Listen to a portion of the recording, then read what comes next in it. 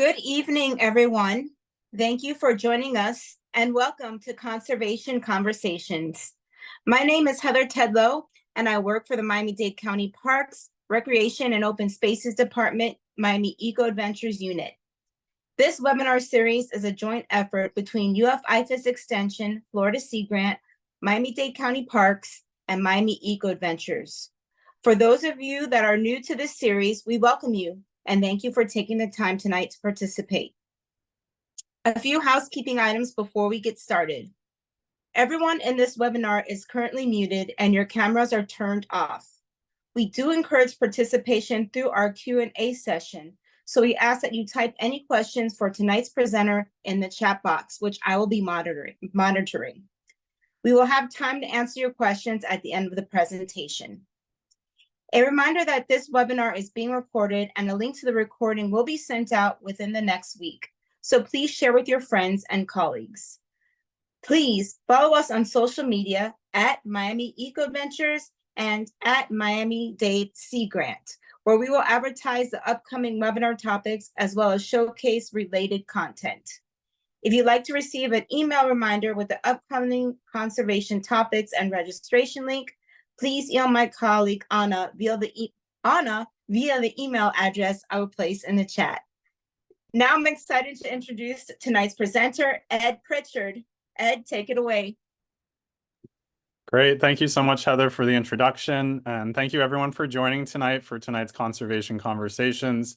Really happy that you're here tonight. And I'm excited to present on the history of Biscayne Bay. This has been a topic that I like to engage the public with as an interpretive program supervisor with the Parks Department and Miami EcoAdventures. It's so integral to talk about our history when it comes to talking about our ecology and our surroundings, and just to give us a lesson as to where we're headed and learn from the past. So I'm excited to talk to you guys a little about the history. I'm going to start off with just a quick quote on just kind of introduction to Biscayne Bay, and to kind of get your mind in a good place, and so that we can cover some of these topics. So really, as I mentioned, you can't really know where you're going until you know where you've been. And this is really important when it comes to South Florida. We've changed this landscape quite a bit since it was first inhabited.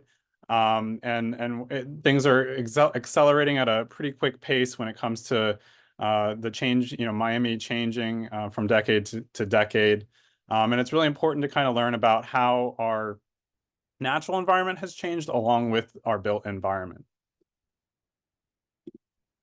So, of course, when it comes to history, and we have a 45-minute window here, of course, I can't cover every single historic event that has happened here in South Florida, but I wanted to touch on some that really give us a perspective on, what has changed in the last very short time frame. When we talk about history, Miami has a very short history, and Biscayne Bay along with it. But I also want to go over some of the, the main points that have created this environment that we currently live in. And so, again, we'll go through a number of different topics, but of course, there's a lot of resources which I'll provide at the end, to kind of give you a perspective on where you can go and learn more and read about all these fascinating stories and other points in history that we have here in Miami. So again, we'll kind of start off talking about some of our first inhabitants of the Biscayne Bay region. We'll go through talking about the colonial era and the age of exploration. We'll talk about some of the the early pioneers and settlers and some of the first industries that sprung up here in Miami-Dade County. We'll talk about the founding and the burgeoning metropolis that became our city. And then we'll talk about how that has impacted the Bay, and where the Bay is at currently, and where it's headed, and some of the preservation, conservation efforts to try to bring this important body of water to a point where it can be sustainable and provide for not just the natural environment for us, but for us as well. So of course, we have to jump back and talk about kind of where we are in terms of where Biscayne Bay is, and then what that historic water flow looked like, and how this body of water came to be. So really, when the first Aboriginal peoples arrived in South Florida approximately 10,000 years ago, Biscayne Bay was a freshwater marsh or lake that really extended from, kind of the highest point along the coastal ridge of Florida. Of course, that was where the original Florida coast used to be. And the retreat of the glaciers brought about a gradual rise in the sea levels, which really resulted in that inundation of the basin that was Biscayne Bay by seawater some 4,000 years ago. Then fast forward about 2,000 years later, at around 2,000 years after that seawater was inundated, the rising waters leveled off and it left the Florida Keys, the mainland, and Biscayne Bay with something similar to the current appearance. So as you can see on the image on the left, this is just indicating where in our peninsula Biscayne Bay is considered with the boundaries. You can see it, reaches all the way up into what is currently the Miami-Dade County Broward line, all the way down to the beginning of the Florida Keys. And it's really segmented, which we'll talk about later on, into three different parts: the northern, the central, and the southern. And then I wanted to, of course, on the right, provide that image of what that natural water flow, what that watershed looked like. And to be honest, Biscayne Bay was part of that larger Everglades watershed, as you can see, which started in the Kissimmee chain of lakes region up in the Orlando, and then moving down through the Kissimmee River, and then down into Lake Okeechobee. And then, of course, down through the natural, again in the blue, that natural areas of Everglades National Park, and then into Biscayne Bay. So what did that area look like? The natural unaltered Biscayne Bay was a magnificent shallow. It was a subtropical estuary and it had clear water. It had very diverse, productive bottom communities, or what we call benthic, meaning growing on the bottom of the seafloor. Things like seagrasses, coral sponges. Along the coast, it had mangrove wetlands that grew into the limestone. And it really was a lush area along the shoreline, giving way to tropical hardwood hammocks and pine rocklands. And these communities were very biodiverse, and they really supported a great ecosystem, the thriving ecosystem. And the water, again, was characterized. We had those freshwater outflows into Biscayne Bay. So it really was this estuary where you had fresh and saltwater mix. And you also had water coming up through the porous limestone that underlies most of Florida. So you had those freshwater springs popping up. So there was a lot of freshwater inputs to this estuary. So again, it would be important to start off with talking about our native peoples, that acknowledging that land and who resided on that land prior to that European colonization and settlement. So this image just kind of shows you the region of Biscayne Bay, and it was mainly populated by a tribe called the Tequesta. So again, before Europeans ever came upon this land, and even when they first sighted this land, the Tequesta people had been living here for hundreds of years, living off these bountiful resources that the bay provided. A thriving sea that they had access to through the outlets from Biscayne Bay into the ocean. And they really knew how to live off that land. And the domain of that Tequesta, you can see, stretched from the vicinity of that Dade Broward line all the way down into this area near Cape Sable. And the groups were, of course, also in communications with the groups like the Calusa, which were a much more developed and larger tribe that dominated the southwest coast. But again, they kind of had their own regions that they foraged and considered their lands. And the main Tequesta settlement was actually at the mouth of the Miami River. So they strategically used the Biscayne Bay region. They'd go out to the islands like Key Biscayne, the barrier islands on the outside of the bay, to forage and have their encampments. But their main village was located at the mouth of the Miami River. Because of that strategic point, they had access to the Everglades. They had access to the bay, both the northern, southern, and central areas. And so that became their main settlement. Of course, today you can actually visit that site. There's a park called the Miami Circle where there was some archaeological digs that found evidence of that human occupation. Even today, as they're building high rises along that stretch of coast, they're still finding artifacts even predating Tequesta people. So that area was very important to them, and it has been preserved today in that sense. Again, the Tequesta peoples, they really were able to kind of thrive off this land because of their, the things that they were focused on in terms of they weren't really agricultural based. They really didn't need to be. And they were able to utilize the bay for fresh water, for transportation. They had quite a few settlements along the bay so they could make their way up and down the coast.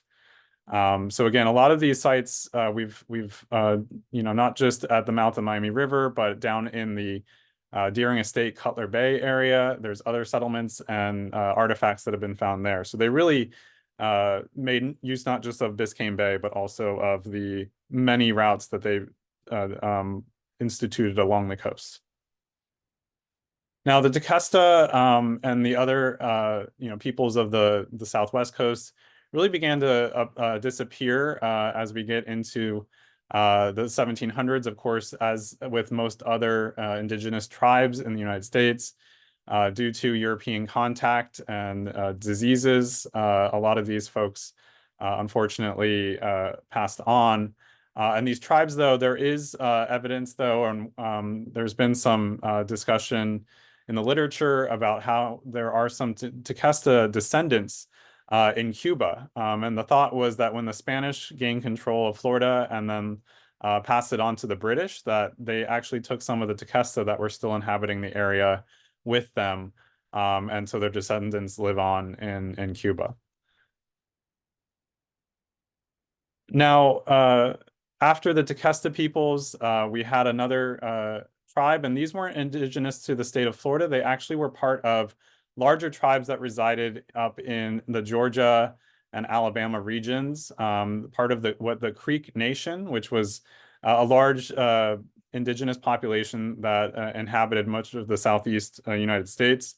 And they were kind of driven down into Florida as part of the United States government's efforts to try to move or eradicate a lot of the indigenous people and move them off of their native lands. And these one offshoots of the Creek Indians moved into northern Florida, where they found refuge because, once again, at that point in time, when we're looking at the early 1800s, Florida was still owned by or still controlled by Spain, and so they found refuge here in Florida, where there wasn't much development, and they found refuge in northern Florida.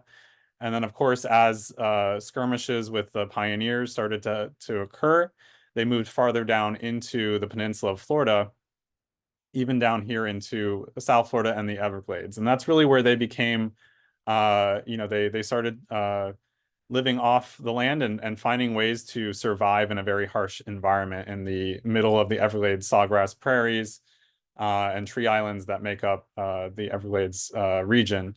And really, again, this was, and we'll talk about a little bit later as that history comes more into the timeline here, but the United States government really tried to, as they did with many other tribes, eradicate them, but the Seminoles were very hardy and found a way to survive in that region. So, of course, the Seminole and then the Miccosukee, which is an offshoot of the Seminole tribe that decided to, had different futures that they wanted for their tribe. They kind of separated from the larger Seminole tribe, and both of these tribes are now recognized by the state of Florida and the United States government as indigenous tribes, and they have they have reservations that they have thriving communities and villages, and have been very prolific in terms of preserving their histories and preserving their cultures here in South Florida. Now, again, as we mentioned, Florida really wasn't cited, I guess, or as the pages turn on the calendar, we really didn't see much of South Florida really be in the sights of the Europeans until the 1500s. So in 1513, Ponce de Leon discovered a chain of islands off the coast of Florida that he called the Los Martires, or the Martyrs. And it's said that he sighted what was then Key Biscayne in that same year in 1513, in May of 1513. And he actually did make contact. He sailed into Biscayne Bay and he encountered the Tequesta peoples. And the Spanish, of course, were very integral to the founding of Florida and the makeup of Florida. In the ensuing centuries, they really became kind of the conquistadors of the state. And of course, Ponce was looking for the fountain of youth, which he did not find. But the state of Florida really has a Spanish influence thanks to Ponce de Leon and that Spanish mark on the region. And so again, the Spanish were that first to sight Biscayne Bay and Key Biscayne and the Tequesta peoples. And that kind of ushered in this era of colonial influence. And the colonial era is really when we start to see Biscayne Bay and South Florida transform from this kind of untouched, vast land and water, but it really transformed into this bustling nexus of trade and commerce. And it really became this region where there was a lot of jostling for control of the New World.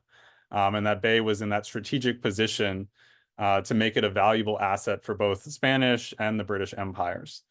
And so we look to those eras of transport and trade and commerce, and really those Spanish ships moving up and down the state of Florida along the Florida Straits.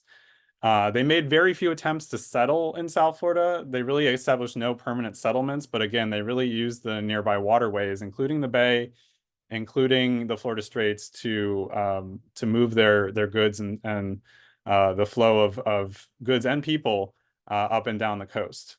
And that again, that the route was really along the Gulf Stream. Of course, that's the warm waters of the Gulf Stream provide the quickest route from the Gulf of Mexico to the North Atlantic.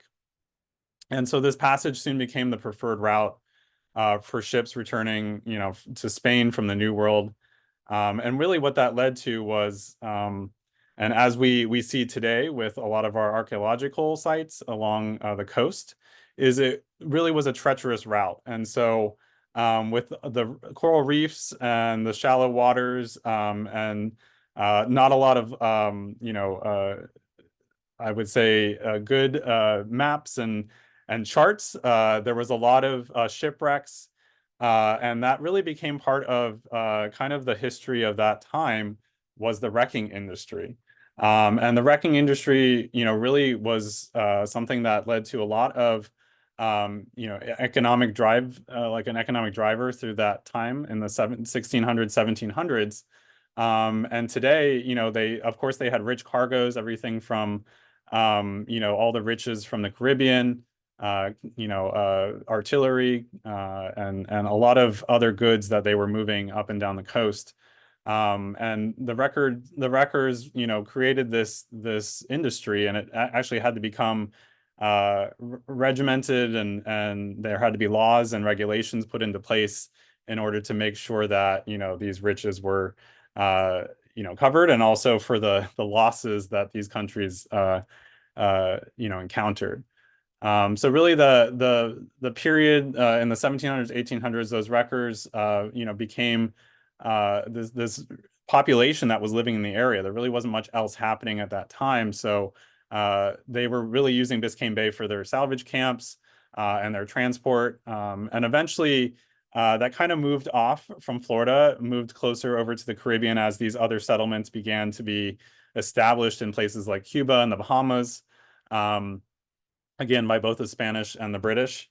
And again, because of this, this industry and these losses, the American governments and Congress, as we move into the early 1800s, as the United States controlled Florida at that time, they actually had to they began what became a system of lighthouses and ways to protect ships that are moving through that area. And so that came to the point of establishing a system of lighthouses they started building them in the 1850s the 1820s, and the Cape Florida Lighthouse was one of the first built, and that was in 1825. And they chose Key Biscayne because it was one of those southernmost barrier islands and close to the reef tract where a lot of these ships were becoming shipwrecked. And it was also where you saw a lot of the piracy and the wrecking occurring. So the U.S. Congress set aside $8,000 in 1821, and it ended up costing $24,000 to build the lighthouse. It was completed in 1825, 65 feet tall. It's since been added to. But those lighthouses, again, were helping to navigate, and it was all the way up the east coast of Florida. So we still have a lot of these lighthouses standing today, such as the Jupiter Lighthouse, St. Augustine. And again, this helped with that navigation along our coast and kept these areas safe. And again, we of course had to have pioneers manning those lighthouses. The first lighthouse keeper was John Dubose, and he took his position in 1825. Now, as we move a little bit forward, I mentioned earlier there was those skirmishes between the U.S. government as these Seminole populations started moving south into what is now Miami-Dade County, Monroe County, Collier County. And these places, of course, weren't inhabited quite by that many people. Again, just early pioneers, folks like John Dubose helping to man the lighthouse. But it was a very dangerous time as, these people didn't have a lot of protection, of course. So, and with the Seminoles and their skirmishes, they were attacking pioneers on their land. And so a lot of these folks ended up moving to places like Key West, St. Augustine, abandoning their homesteads so that they could seek protection. Now, of course, John Dubose, as the keeper, had to stay he had a team of staff. He had an assistant keeper named John Thompson and a handyman named Aaron Carter. And so he fled with his family. Dubose fled with his family to Key West, but he left Thompson and Carter to man the lighthouse. And on the night of July 23rd, 1836, the Seminoles actually attacked Cape Florida. They opened fire on the lighthouse from the protection of the hammock behind it, and they trapped Thompson and Carter in the lighthouse. They tried to fire back and tried to ward off the attack, but the Seminoles were successful in reaching the base of the lighthouse, and they actually set fire to the base of the lighthouse. And the fire actually ignited. There was, of course, oil used for the light.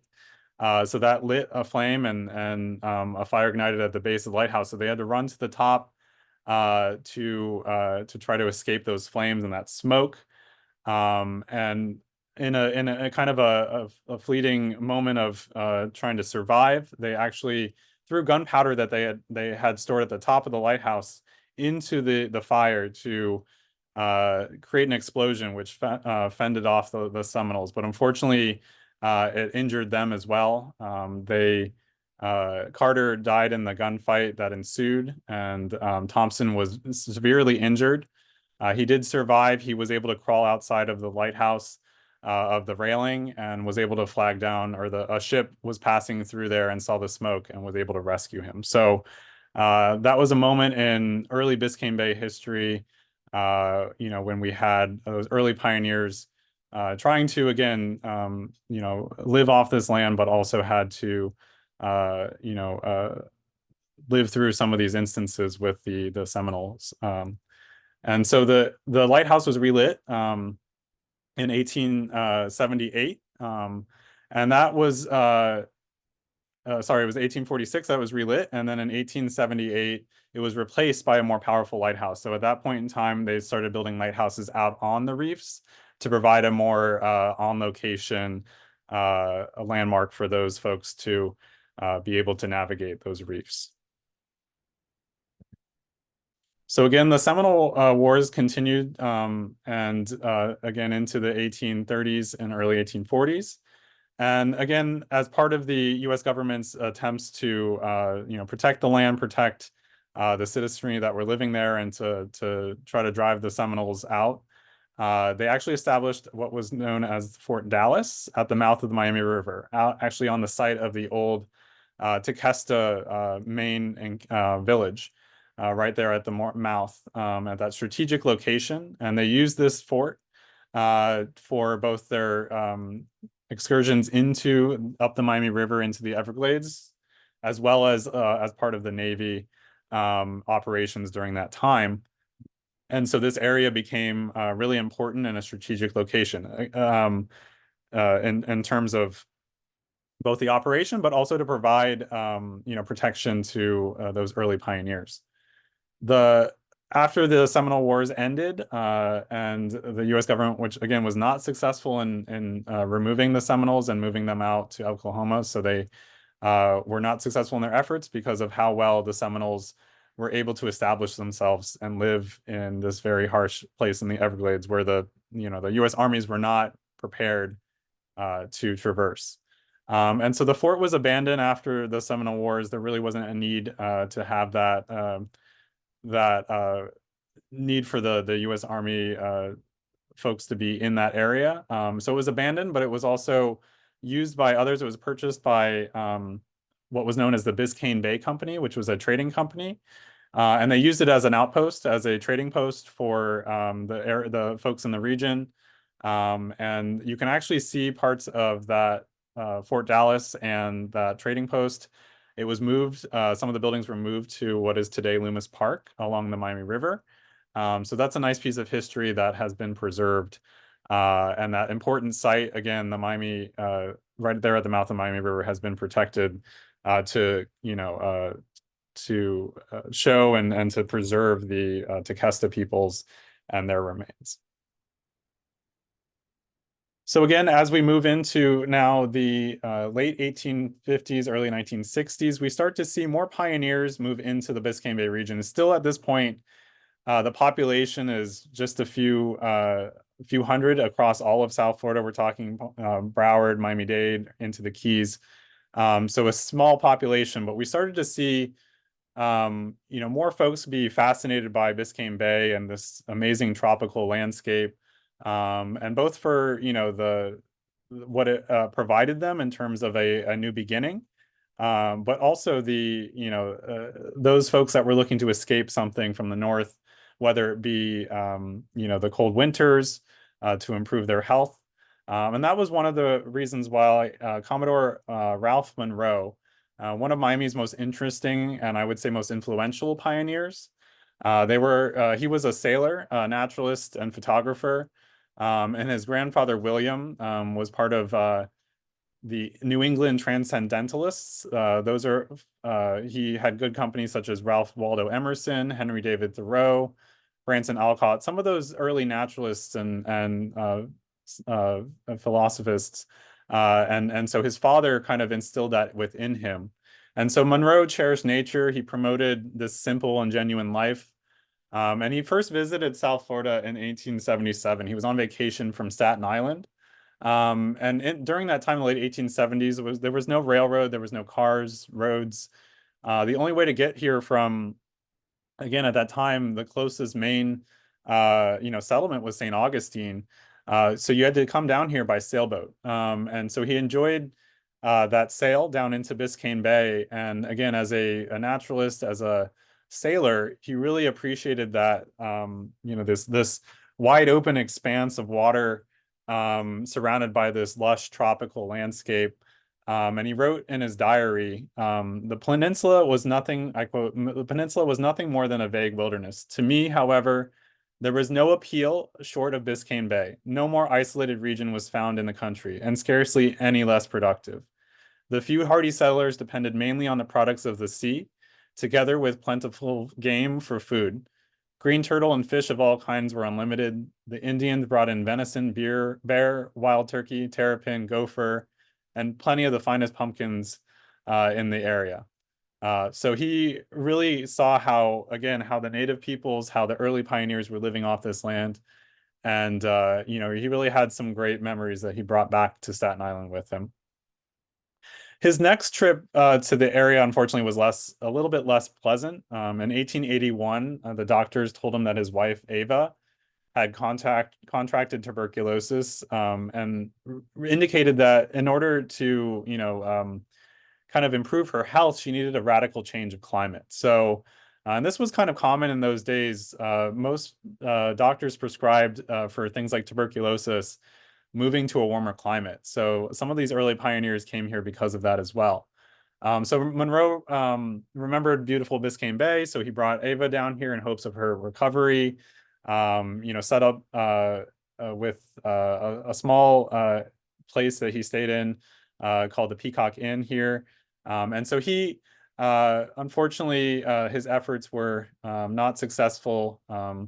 Ava passed away at their camp, the Miami River.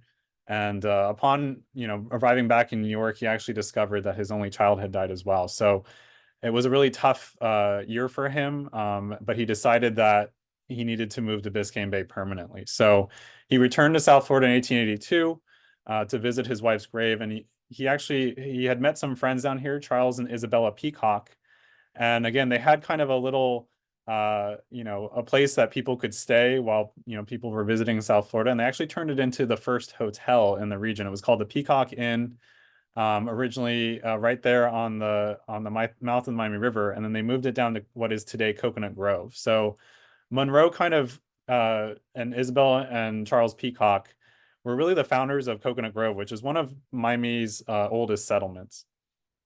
And he was a very prolific photographer. He took a lot of iconic photos of living on Biscayne Bay during that time. Of course, like we mentioned, he was a sailor, and boats were really the only form of transportation. So he really created this boating, sailing community along Biscayne Bay, and it became this popular sport. But in going through, you can see in some of these photos kind of the life there. The image in the top right is an image of a boathouse that he built, and then one of his yachts, sailboats, called the Kingfish, in the bottom right. And then in the left, you can see they of course had access to the bay, and in the bottom of that image, the larger is the crocodile and the smaller is the alligator. So, of course, those were prolific in the bay at that time, as were, all this other game that he mentioned in that one quote. But Monroe eventually purchased 40 acres of bayfront land in 1886 for only $400 from the U.S. government. And he actually built a home, as well as a workshop and that clubhouse that's right there at the top right. And he started the first Biscayne Bay yachting club called the Biscayne Bay Yacht Club. And he was the Commodore, and he held that title for 22 years. So that's where, if you are familiar with Coconut Grove, there's a road right there in the middle of the Grove where all the restaurants and shops are, called Commodore Plaza, and that's named after him. And it's just adjacent to his property, which is now a state park called the Barnacle State Park. And that was the name of his house. He called it that because of the high-pitched roof of his home, and it kind of mimicked the shape of the crustacean. And so he lived there until his death. He had ended up remarrying, and both him and his wife lived there. They had 2 children. And that property was kind of at risk for development, but the children, they kind of turned down a bunch of lucrative offers for developers, and that's why it became what is today's the state park of the Barnacle. And it's on the National Register of Historic Places, and that home is the oldest standing structure left here or the oldest standing structure in its original location in Miami-Dade County.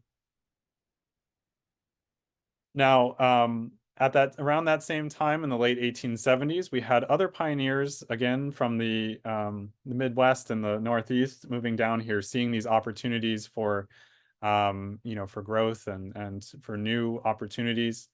And one of those was a woman named Julia DeForest Sturdivant Tuttle. She was from Cleveland, and she actually had some money from her late husband, and she used that money that she had acquired and from living in the Cleveland area to purchase Fort Dallas. So that piece of land again had been traded or had been bought by the Biscayne Bay Company. They were no longer using it, so she bought that land at the mouth of the Miami River in 1875. And she had been coming to Miami with her parents. They were friends of William and Mary Brickell, another early pioneer and important names in Miami's history. And she had remembered that and decided Biscayne Bay was for her as well. That estate at the mouth of the Miami River was 640 acres. And some of those buildings from Fort Dallas were still there. So she used that. She converted it into an inn. She had a home and an inn that she ran for many years. And it became a really popular spot. That and the Peacock Inn down in Coconut Grove were really a place to bring people to see the bay, to see this sweeping view of the Miami River emptying out into Biscayne Bay. And again, it was just the only way to get there was by boat. And it was quite a sight. And Julia really saw a potential for Miami, whereas the Commodore and some of these other early pioneers, of course, they made a life there. They wanted they wanted to live within nature and this very quiet, peaceful life. Julia wanted that too, but she eventually saw kind of the potential for Miami and this sprawling Biscayne Bay for becoming something more. And so she started to take a really leading role in this movement to, bring awareness to Miami and this untouched, vast land. And so she started she started writing to early developers at that time, one of them being Henry Flagler. And so, of course, he was at that point building his railroads into Florida. He had, of course, is from the Rockefeller fortune. He helped build railroads or the oil and industry. And so he had quite a bit of money. And one of his pursuits was to build a railroad through Florida. And so he started by extending lines down into Jacksonville, down into Daytona, all the way down into Palm Beach. And so along the way, he'd build, really beautiful resorts and these places for these Northerners to vacation. But really, when he stopped in Palm Beach, he had no reason to go down to Biscayne Bay because there wasn't really much in that area at the time, as we mentioned. So Tuttle would continue to write him. He kept rebuffing her offers. And then, of course, those railroad lines that Henry Flagler was building became really important for the citrus crop. So, of course, Florida became a very important region for growing citrus. And so they would use Flagler's railroad in addition to the cars that would bring folks from the north, would also bring fruit up to the north, things like grapefruit and oranges. And Florida, again, was a great growing place for these crops. Until 1894 and 1895, there was a devastating freeze in the winter of both those years that was actually still has records in the books for being one of the coldest winters on record. And all of the orange crop froze overnight and was ruined. So there was a huge economic loss for the state and for Flagler's railroad. And it was said that Tuttle was still, writing for Flagler and was mentioning how the crops here survived that freeze. And at the time, she was working with William and Mary Brickell, and they actually, in exchange for Henry Flagler building his railroad, they entered into an agreement to give the land to build the railroad and also a station and the city of, the city of Miami in its original form. So there was that agreement that was made, and Flagler pulled his railroad into Miami, and it was completed in 1895, and the city of Miami was incorporated in 1896. Of course, Flagler extended his railroad even farther to Key West to connect Miami with Key West. But it was really Julia Tuttle and her efforts and William and Mary Brickell to, steadfastly, advertise Miami as being this next, big development on the shores of Biscayne Bay. And so they helped kind of put Miami on the map. And so she's known as the mother of Miami and Flagler, the father of Miami. It was actually up to vote that Flagler, everyone wanted to name the city after him when they were incorporating it, but Flagler said, no, I don't want my name, I want, this legacy just to be the railroad. And so they ended up naming it Miami after one of the original indigenous terms for the region. So again, Miami from there, the dawn of the 20th century sparked a significant transformation for the Bay, and the American frontier really pushed southward. Flagler's ascension, subsequently in the founding of Miami, it acted as this catalyst. It ushered in this era of unprecedented growth. There was a boom. The population quadrupled from 1896 to the turn of the century in 1900. And again, it burgeoned from this sleepy outpost to the city overnight, and Biscayne Bay was still at its heart. The bay was still the integral, even though the railroad was there, transportation, commerce, all happened through the bay. Of course, most of the development was right there at the mouth of the Miami River. So the bay still played an important role even at that turn of the century.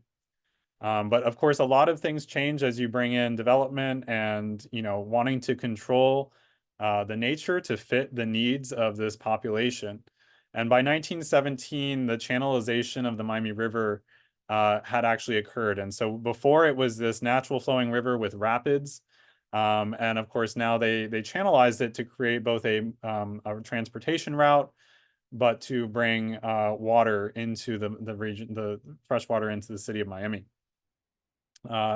Here you can see some images. On the left is as Flagler would normally do in his new where his stations were, his train stations, build a nice resort. This was called the Royal Palm, which was on the site. This was the land that Tuttle had given to him, and he built this sparkling brand new resort right there at that mouth of the Miami River. And it lasted there for a good 25 or so years before that was torn down and redeveloped. But there was a lot of other changes, of course, development in that city of Miami right there at the mouth of the river and at the train station. But a lot of the land that was going to be developed actually was water acreage. So, the 1920s actually brought a huge land boom to Miami-Dade. During the Roaring 20s, a lot of that money was being brought here to South Florida. And a lot of the land that was being sold to prospectors was often sold before it was even dredged up from the seafloor or from the bay floor. So areas like the Venetian Islands were built in rapid succession, and areas along the bay were dredged up to create more shoreline for parks, for marine docks and marinas and warehouses. So a lot of that by the 1920s, more than 75% of the land between what is today the Rickenbacker Causeway, which was kind of the southern area terminus of the city, all the way up to the Broad Causeway. 75% of that land along the coast had been developed. And actually 75% of the bay bottom from the Venetian to the MacArthur had been dredged or disturbed by 1930. So again, all of this commerce, all of this development really changed that bay, which up to that point had been pristine, untouched. Those seagrasses, those benthic communities we talked about were thriving. But of course, to make room and to dredge for larger ships and channels, that would continue again through the 20s and into the 30s. And indeed, the city's evolution was really ultimately tied to the bay's fortune moving from that point forward. And the opulence of the 1920s came to a halt after the Great Hurricane of 1926, and then the subsequent Great Depression really kind of halted the building boom. But at that point, Miami-Dade and Biscayne Bay had been changed.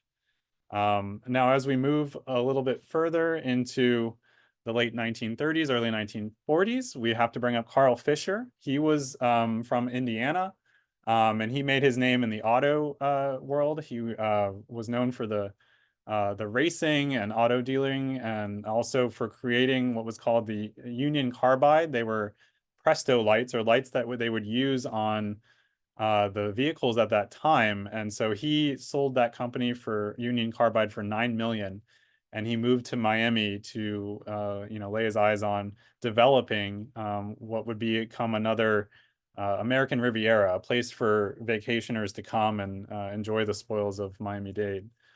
So he actually set his sights on Miami Beach, and so he started to develop resorts and homes. He's built a bridge, the Collins Bridge, connecting the the islands um, over to Miami Beach. And so he cleared a lot of land from the eastern or the western side of Miami Beach, which was Biscayne Bay as well, to create what would become today's Miami Beach. And again, it was a very popular wintertime destination. And he also built other exclusive destinations for clientele. One of them is actually what is in today's Biscayne National Park um, on Adams Key, what was known as Cocolobo K Club. And this was for the VIPs, presidents such as Herbert Hoover, Lyndon Johnson, Richard Nixon. They all visited this exclusive club on the Key. And he was also important when it came to the development of Fisher Island. He helped kind of all these islands being dredged from the port of Miami when the port was dredged to create a deeper path.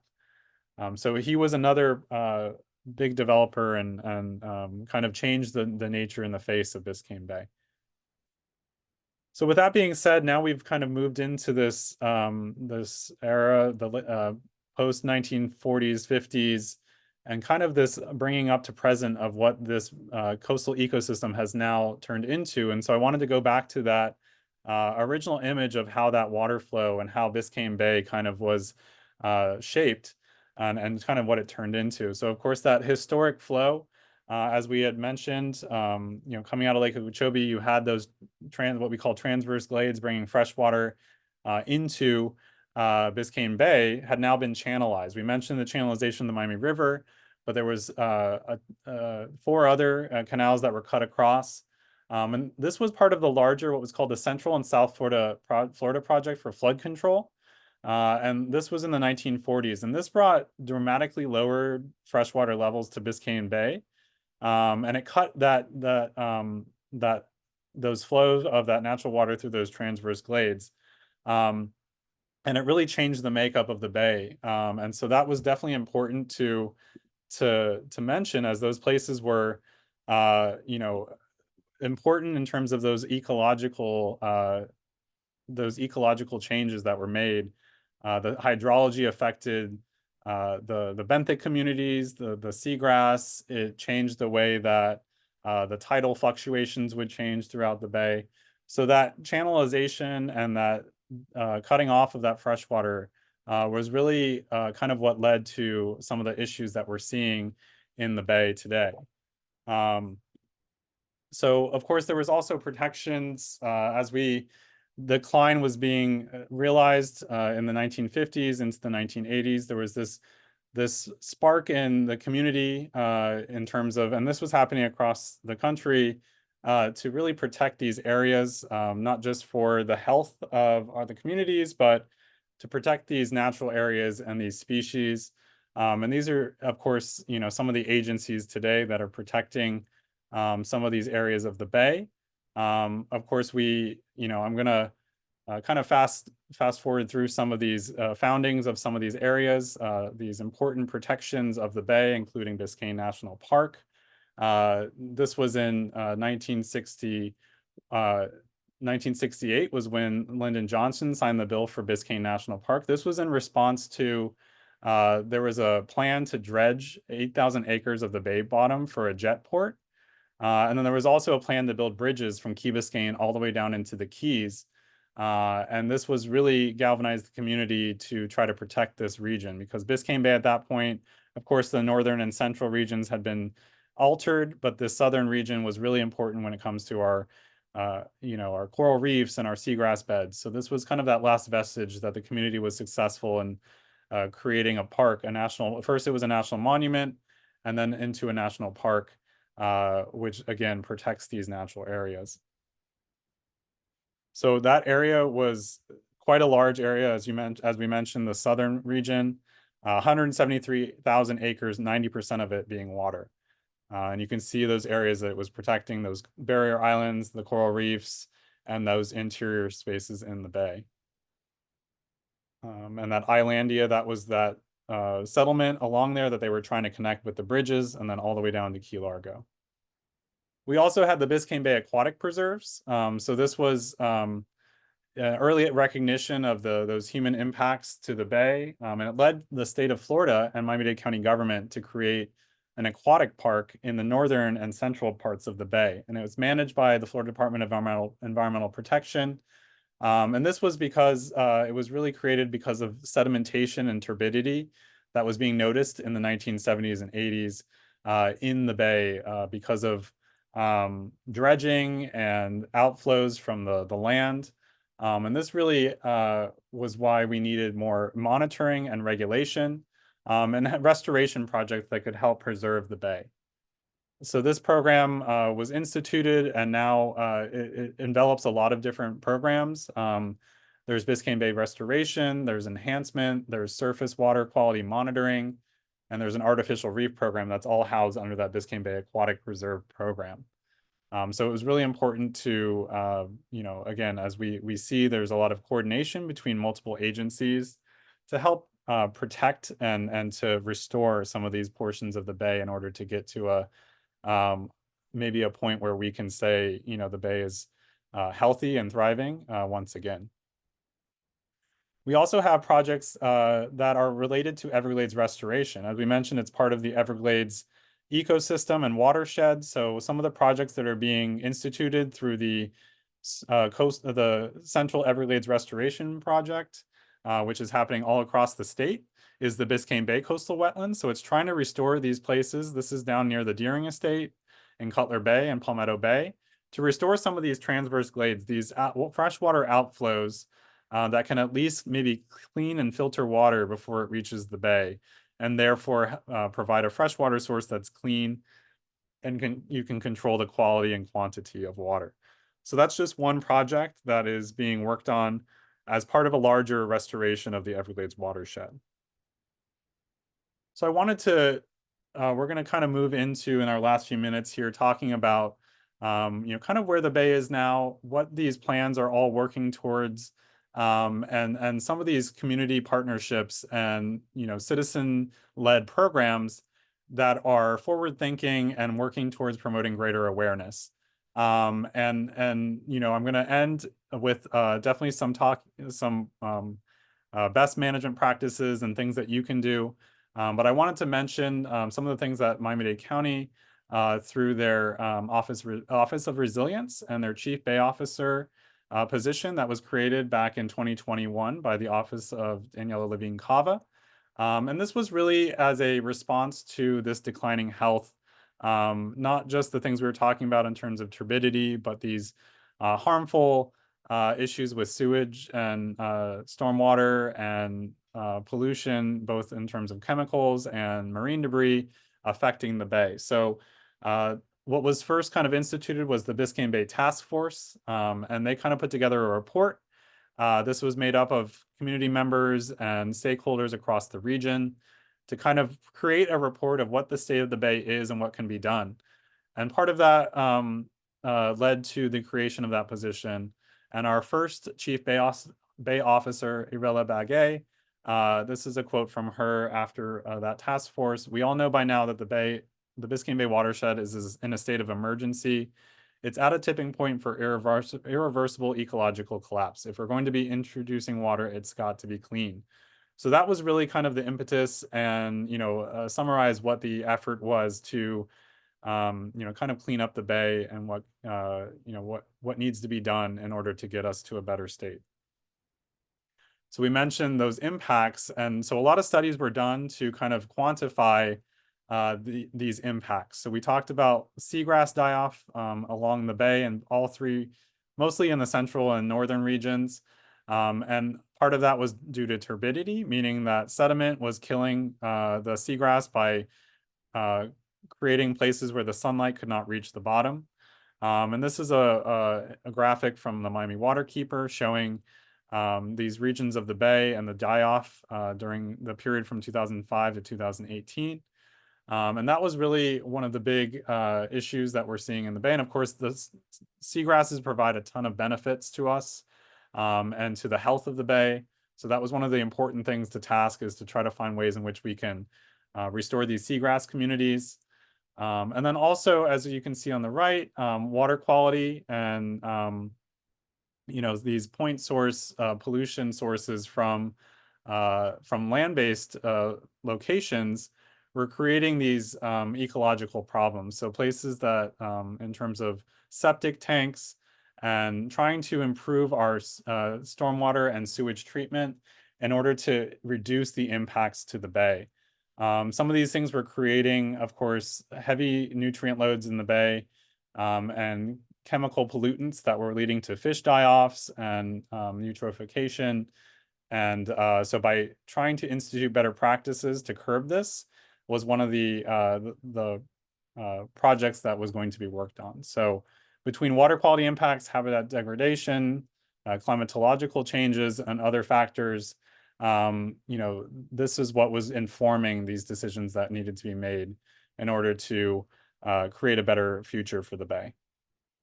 So these were some of the recommendations that were made and that are being worked on through various efforts and programs. So increasing groundwater flow and controlling of large freshwater influxes by creating these transverse glades, like we mentioned, like the stormwater treatment areas, upgrading the stormwater system, reducing pollution from agricultural runoff, nitrogen, phosphorus coming from farms, dredging or removing sediments on the bay bottom that have legacy chemicals in them, enforcing penalties for dumping of waste and sanitary discharges in the bay, and then filling borrow pits to reduce turbidity issues and promoting recolonization of seagrass. Continuing to preserve, protect, and mitigate mangroves. Of course, we talked about the importance of mangroves on our shorelines to ensure stability of our shorelines and to prevent erosion.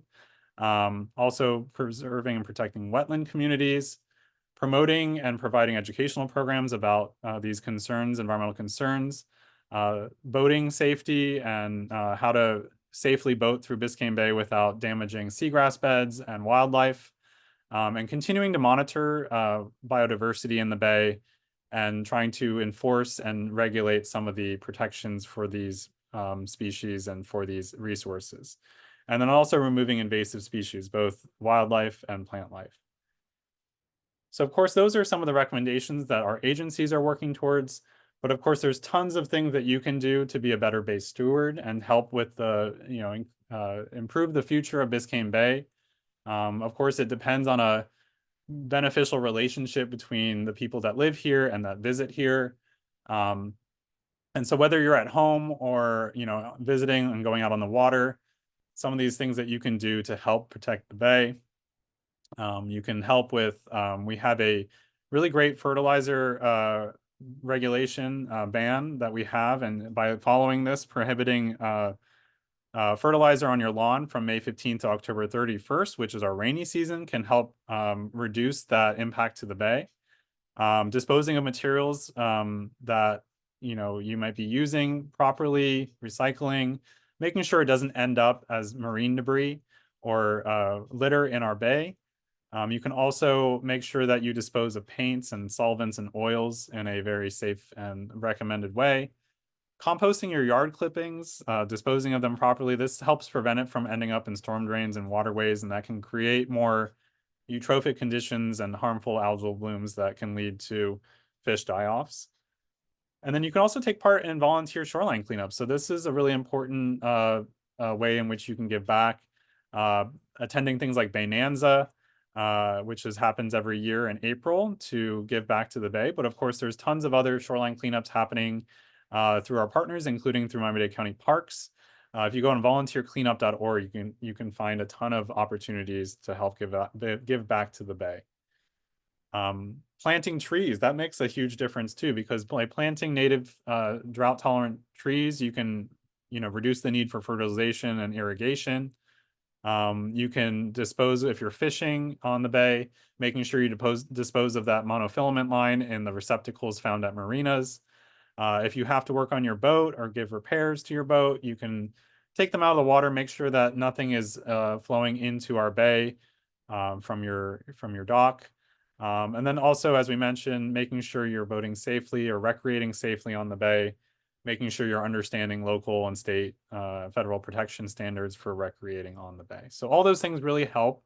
You know, we all like to enjoy the bay, but there's ways to do it, you know, safely, and there's ways to give back by, you know, donating your time or your talent or your treasure to, you know, help the bay recover and help our agencies, you know, educate and to get our folks that are visiting here you can lead by example.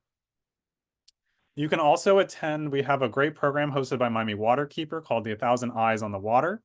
And this is a volunteer citizen science-led program where you can actually do a training. It's free in person and virtually, where that covers water quality basics and teaches participants how to spot pollution and how to report it. Things like construction site, you know, sediment plumes and fish die-offs. And by visiting MiamiWaterkeeper.org, you can find out about that program, and you can become someone who can help report and report sightings of issues that are happening in our bay. So this is a great program to get involved and help our agencies, you know, help protect the bay and regulate those folks that that are unfortunately polluting the bay.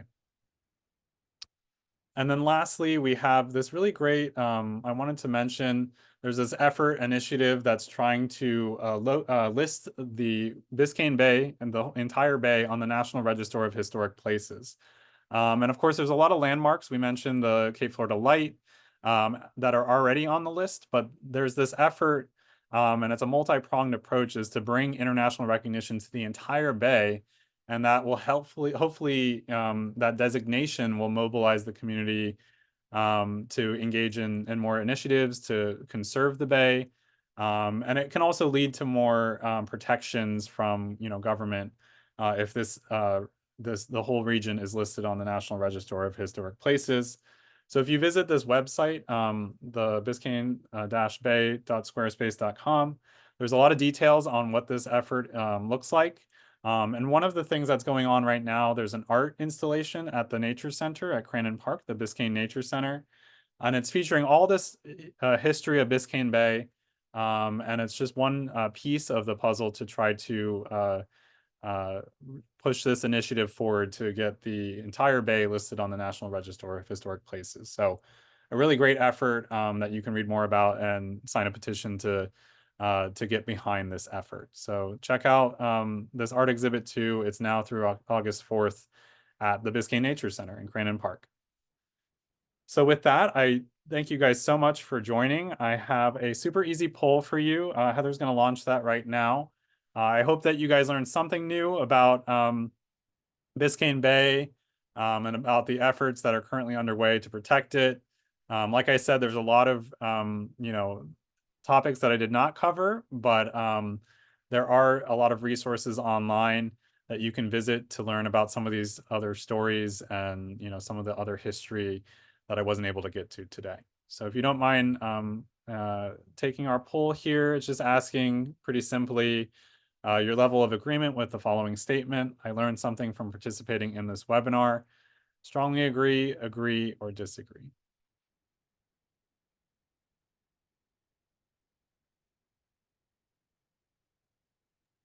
All right. Looks like we thank you all for answering that poll. So I have some resources here I definitely recommend checking out for. I found a lot of really great images, like from the Ralph Monroe collection in the University of Miami Digital Archives. Of course, our regulating agencies have a lot of great information about what's being done. I mentioned Miami Waterkeeper, the Bridge Initiative, and the Connect the Bay. That's the initiative to get the bay on the National Register of Historic Places. And of course, our Miami History Museum and the Florida History Museum has a lot of great references and a great place to visit if you want to see these historical elements in person. So with that, I will take questions. I'll turn it back over to Heather with some final housekeeping items. Thank you so much, Ed, for that wonderful presentation. It's a little after our 7 p.m. time. So if you have to leave us, that's perfectly fine, but we will be staying on to answer any questions our audience might have at this time. Thank you again for tuning into our webinar tonight. And as a reminder, this webinar was recorded and the link to the broadcast will be sent out in the next day or two. Our Conservation Conversation series has moved from a monthly to a quarterly format. Our next presentation will take place on August 14th. So keep an eye out for an announcement on our next speaker and topic. Thanks so much, Heather. So again, I appreciate you guys being here. I can answer any questions or just, any interesting topics that, you want to learn more about. Happy to stay on and answer those for you. There was a question on what the condition of seagrass today is, what the condition of seagrasses are today in Biscayne National Park. That's a great question. So as I mentioned, and I can kind of show again, I think it's a good to show on the map as well. With the die-offs that we've been seeing in the northern and central portions of the bay, we haven't really been seeing as much of that down in the southern portions, because down in Biscayne National Park, just because we don't have as many sources of pollution and sediment or sedimentation, because we do have such good protections within the park. And again, we just don't have as much of that urban interface and as much of those outflows. Now of course there is, but we're just not seeing that die off as much in those portions of the bay, because the bay is a little bit more healthy. That would be my my assessment of that. I mean, of course, it's could be, there are definitely small areas, but in terms of the massive seagrass beds that we used to see in the northern and central regions, that just isn't as is the case in the southern area. You have small areas that might be influenced by maybe unsafe boating practices, but it's really not as great as it has been in the north and central.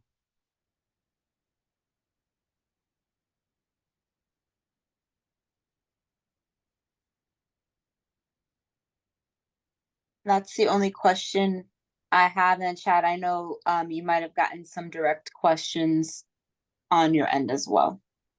Look. Oh yeah, and I see I see that Anthony, he's visited some of these locations, and yeah, it's a great, there's not a ton of Miami history that has been preserved, but being able to go and see, the Miami Circle, the Fort Dallas at Loomis Park. I see you've also visited the Flagler Railroad Station Museum in Key West. Yeah, so there's a lot of great places that you can visit to learn and really get immersed in a lot of this history. So yeah, thanks for sharing that, Anthony. And I really, again, I appreciate everyone being here, and hope everyone learned something new. And we look forward to seeing you for our next conservation conversation in August.